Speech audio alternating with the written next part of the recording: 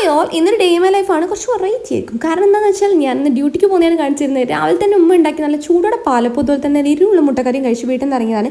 എനിക്ക് ആകെ 5 മിനിറ്റേ ഉള്ളൂ നടക്കാൻ ബസ് സ്റ്റോപ്പിലേക്ക്. നടന്ന് ഞാൻ ബസ് സ്റ്റോപ്പിലെത്തി.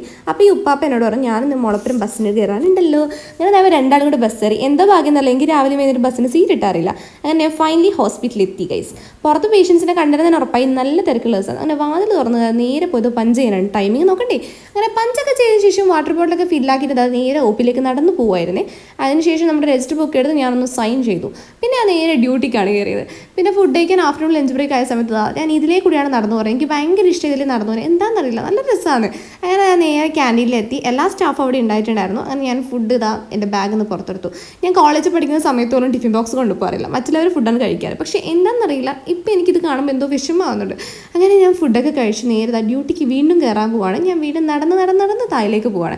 അങ്ങനെ ഞാൻ ഡ്യൂട്ടിക്ക് കയറി. അപ്പം 6 മണി എങ്ങനെയൊക്കെയോ ആയ സമയത്ത് ഞാൻ വേഗം ഓടിയില്ല. വീണ്ടും പഞ്ച് ചെയ്തു. നേരെ എൻ്റെ ബസ് കയറാൻ വേണ്ടിയിട്ടാണ് ഓടിയത്.